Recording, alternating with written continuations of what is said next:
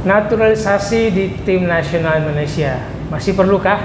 Nah, kita bahas bersama Coach Yeyen Tumena, mantan pemain sepak bola nasional, sekarang Ketua Asosiasi Pelatih Sepak Bola Indonesia. Landasannya begini, Coach. Baru-baru ini saya bicara dengan salah satu exco, Bang Hassani Abdul Ghani, soal kepentingan kebutuhan, dan dia ditugaskan untuk memuluskan naturalisasi tambahan 4 pemain lagi. Nah, tapi sebelum kita bahas yang katanya ini bukan untuk Piala AFF 2021 ini yang Desember sampai Januari, tapi kita mau cerita kenapa Indonesia masih membutuhkan pemain naturalisasi. Gimana, Coach? Ya, kalau kita bicara naturalisasi, apapun bentuknya, keturunan atau 5 tahun berada di Indonesia, ujung-ujungnya sama, adalah menaturalisasi orang yang bukan paspor Indonesia menjadi paspor Indonesia, karena kita tidak menganut double paspor. Ya.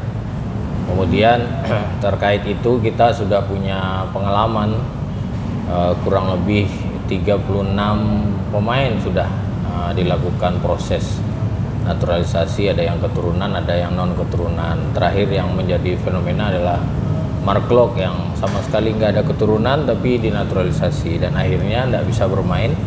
Ya, itu kabarnya kecolongan ya? Ya, karena akhirnya harus menunggu poin atau pasal yang dinyatakan FIFA setelah 5 tahun. Oke. Dari pengalaman itu saya pikir kita sudah bisa melihat pernah melakukan tapi gagal, dan sekarang ingin melakukan kembali. Berarti apa yang dilakukan sekarang secara tidak langsung kita mengakui bahwa kita gagal dalam hal pembinaan dan lain-lain, karena toh ternyata apa yang dilakukan setelah berhenti naturalisasi sekarang akhirnya berpikir untuk menaturalisasi. Saya setuju dengan pernyataan Pak Ketua Umum beberapa hari yang lalu. Dia menyatakan memang permintaan ini dari pelatih Sintayong, tapi ini perlu dikaji baik teknis maupun non teknis. Ini adalah jawaban yang ditunggu sebenarnya. Pengkajian itu tadi. Iya. Jadi nggak serta-merta minta langsung naturalisasi. Iya. Dan saya pikir ini beliau merespon sangat baik, mungkin masukan dari Departemen Teknik, Coach Indra Safri juga, bahwasanya permintaan boleh dari pelatih tapi harus dikaji secara intensif terkait tekniknya, non teknisnya, kemudian dampaknya terhadap sepak bola Indonesia. Kalau kita bicara Sintayong, saya tidak mendiskreditkan Sintayong. Di presentasinya beliau menyatakan akan membangun sepak bola Indonesia, tapi pada ujungnya akhirnya dia meminta pemain naturalisasi. Apakah ini sejalan dengan kata-kata membangun dengan instan? Ya, hal ini dimungkinkan karena pelatih di level senior jawabannya hanya lu sukses diperpanjang, lu tidak sukses gagal diberhentikan. Maka dia punya kepentingan untuk karirnya dia, kontraknya dia mengajukan hal tersebut. Tapi ini harus menjadi pertimbangan yang lebih dalam tentunya bagi kita, bagi PSSI, bagi rakyat Indonesia, terutama pencinta sepak bola. Apakah ini jalan yang terbaik? Karena FIFA selalu menganjurkan untuk kita melakukan pembinaan, development, makanya selalu ada kata-kata no strong national team without grassroots. Jadi tidak akan kuat nasional timmu kalau grassrootsmu nggak kau bangun baik. Player today adalah player tomorrow. Player pemain hari ini adalah pemain yang akan kita ciptakan untuk beberapa tahun ke depan. Nah, itu tidak boleh lepas dari 3 pilar yang selalu disampaikan oleh FIFA. Pertama, youth development. Bagaimana isinya? Orang selalu bilang youth development, tapi nggak tahu isinya youth development itu apa saja. Itu harus detail. Betul. Ini 3 pilar yang diusung FIFA untuk membangun sepak bola. Yes. Di semua negara. Di semua negara. 3 pilar. 3 pilar. Satu tadi youth development. Youth development. Ya. Setelah youth developmentnya benar, maka harus ada yang kedua, youth kompetisi. Oke, sebelum masuk youth kompetisi, youth development ini sudahkah terjadi di negara kita? Kita lihat saja bagaimana pengelolaan sekolah sepak bola misalnya. Kemudian standarisasi bagaimana melatihnya, lisensi pelatihnya, dan seterusnya. Apakah sudah massal baik di seluruh Indonesia? Berarti yang tahap satu ini belum 100%, ya. Belum lulus lah. Betul. Kita di youth development. Kalau bicara youth development, pertama adalah harus clear filosofi. Sekarang PSSI mempunyai filosofi sepak bola Indonesia. Tapi apakah ini sudah jalan di seluruh Indonesia? Kan belum. Oke, kemudian fasilitas. Apakah sekarang ada lapangan yang gratis di seluruh Indonesia? Kalian yang mau mainnya bayar berapa coba? Berarti itu masih di level 1 tadi ya, masih di youth development. Kita belum kelar nih. Belum kelar. Itu banyak hal yang lapangan nggak ada yang gratis untuk anak-anak. Betul. Program belum merata. Belum merata. Villanesia masih ya sekitar kota-kota besar mungkin. Betul. Ya belum sampai ke kota-kota kecil. Kemudian setelah itu masuk ke poin kedua, youth kompetisi. Kalau ini ada fasilitas, ada pemainnya, ada filosofinya, baru di mana mereka diukur keberhasilannya, maka harus ada youth kompetisi. Apakah youth kompetisi kita sudah berjalan dengan baik? Kan itu pertanyaannya. Walaupun PSSI sudah melakukan kompetisi Suratin 13, 15, 17, pelaksanaannya apakah sudah merata? Kemudian jumlah pertandingan yang diminta untuk kelompok usia muda itu dengan 1000 menit minimal bermain. Kemudian setelah itu jenjang kompetisinya, karena ini negara Indonesia bukan hanya negara, ini udah sebuah benua luasnya untuk keluar dari fase provinsi ke nasional. Maka itu menjadi barang yang lebih mahal karena harus berangkat dengan pesawat, akomodasi dan seterusnya. Kemudian ada Elite Pro Academy, dalam kondisi sekarang kita menjalankan, tapi harus dengan bentuk bubble dan dengan sedikit memberikan beban berlebih bagi kompetisi, karena harus bermain dengan seratusan game, sehingga dalam 2 bulan maka dalam 1 minggu bermain 4 kali. Ini menjadi catatan tentunya. Begitu juga ketika Suratin dijalankan di level Asprof hanya 1 bulan sampai 2 bulan atau sampai 3 bulan lah. Apakah itu sudah mencukupi jumlah timnya yang ikut, berapa pertandingan dan seterusnya. Nah, kalau dua youth ini, youth development dan youth competition-nya ada, maka ini harus seiring dengan coaching education. Maka si pelatihnya juga harus diedukasi. Jangan lupa kita best player coming from best coaches. Best coaches make better perform and better result.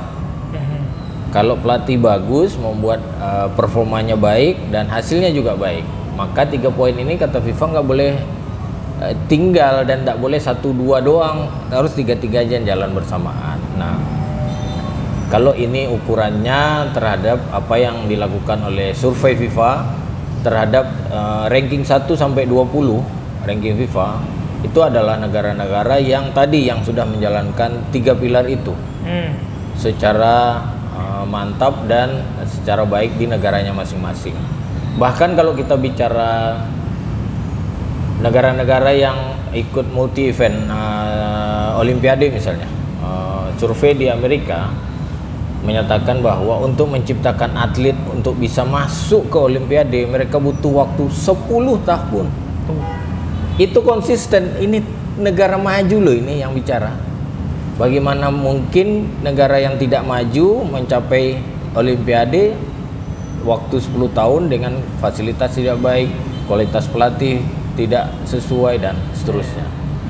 Oke, bahkan dia bilang kalau mau itu hanya sekedar lolos ke Olimpiade 10 tahun konsisten. Kalau mau medali perunggu misalnya minimal butuh 12 sampai 14 tahun, nambah lagi tahunnya. Itu baru perunggu. Itu perunggu dan seterusnya lah. Itu. Maka kalau kita bicara 3 poin itu, youth development, youth competition dan coaching education, memang butuh waktu kita.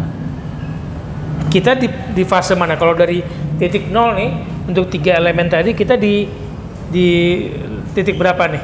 Makanya harus ada alat yang mengukur supaya kita seberapa jauh gap kita dengan negara di level tertinggi sih.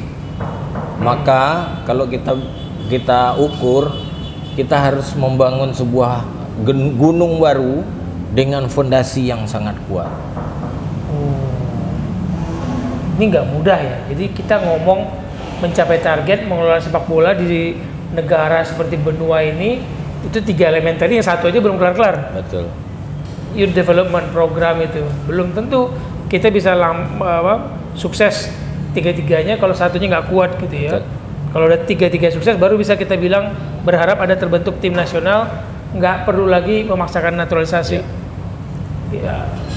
Naturalisasi katanya yang belakangan itu bukan untuk Piala AFF yang sekarang, tapi sudah tidak mungkin jangka panjang. Karena naturalisasi itu, kalau saya salah mohon dikoreksi, sesuai prosedur negara itu kurang lebih ada 1 tahunan prosesnya. Ya, lama sekali. Jadi kalau kita ukur permintaannya Sintayong dengan sekarang, kalau diukur dari sekarang Desember, berarti Desember 2022. Sementara kontraknya selesai Desember 2023, tinggal 2 tahun. 2 tahun. Kemudian apakah pemain ini bisa langsung tune in sesuai skema atau filosofinya Sintayong? Ya. Oke, setelah kontraknya selesai, ada pelatih baru, apakah sama dengan apa yang dimau oleh pelatih baru? Kemudian bagaimana nasib orang yang di naturalisasi ini? Ya. Kemudian ada juga pertimbangan saat sekarang kenapa harus melalui agen, karena semua pemain pasti ada permintaan dan kebutuhan. Oke. Pemain naturalisasi ini. Pemain ini karena kalau pengalaman terakhir yang sulit dan akhirnya sudah bisa main terakhir yang naturalisasi striker kita si Ezra itu dia mendapatkan hak dan honor beda dengan pemain yang lain. Ini akan menjadi masalah lagi. Oke. Karena itu bukan rahasia itu. Bukan rahasia. Oke. Karena ada deal lain di luar itu. Jadi makanya kita melihatnya harus secara komprehensif, dan saya setuju dengan yang nyatakan Pak Ketum tadi, kita harus bahas dan lihat secara lebih intensif apa keuntungannya, apa kekurangannya, kemudian dampak secara luas. Pemain naturalisasi kalau nggak berkompetisi di dalam negeri agak susah ya. Iya. Pertama, bahasa, gaya bermainnya beda, waktunya juga pasti beda ya. Jadi nggak gampang. Jadi naturalisasi tidak menyelesaikan semua masalah kemudian kita bisa juara. Jangan-jangan naturalisasi ada 5 orang di dalamnya ya saling berkomunikasi dengan 6 pemain di dalam yang berkompetisi dalam negeri akan susah sendiri nantinya ya. Ya itu, jadi teman-teman nggak semudah itu naturalisasi diwujudkan kemudian kita selesai. Buktinya sejak kita naturalisasi 30-an, 35, 36 pemain belum ada tuh gelar juara yang didapat, bahkan AFF pun nggak ada gitu ya. Jadi nggak semua bisa menyelesaikan masalah dengan naturalisasi. Nah, kalau dari asosiasi pelatih, bagaimana reaksinya terhadap naturalisasi itu? Iya, kita dalam waktu dekat akan membahasnya dengan para exco, karena saat sekarang kesibukan para exco dan para pengurus di APSI itu sedang memegang tim dengan kompetisi yang cukup padat. Di akhir bulan ini kita merencanakan akan membahas ini secara detail, dan mungkin nanti akan keluar sebagai sebuah keputusan dari Asosiasi Pelatih Sepak Bola Seluruh Indonesia bagaimana kita menanggapi isu terkait naturalisasi. Ya. Kalau isu naturalisasi kalian dihadapkan pada yes or no, kalian jawab yang mana, yes atau no? Kalau mundur lagi anggaplah sejak Christian Gonzalez naturalisasi tanpa ada darah Indonesia di dalamnya, kemudian beberapa teman-teman kita dari Afrika juga naturalisasi, kita belum ada gelar loh. bahkan AFF pun nggak ada, dan sejumlah pemain yang naturalisasi sepertinya usianya sudah terlalu tua untuk dinaturalisasi, dan kemudian sekarang tidak terpakai lagi seolah-olah. Jadi setiap event kita butuh naturalisasi, setiap event kita butuh naturalisasi, dan kayaknya nggak bagus ya buat target jangka panjang. Banyak negara ASEAN lah misalnya yang sudah melakukan.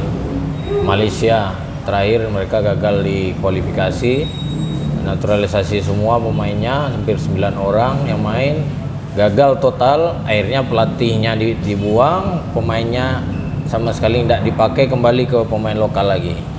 Thailand juga sama.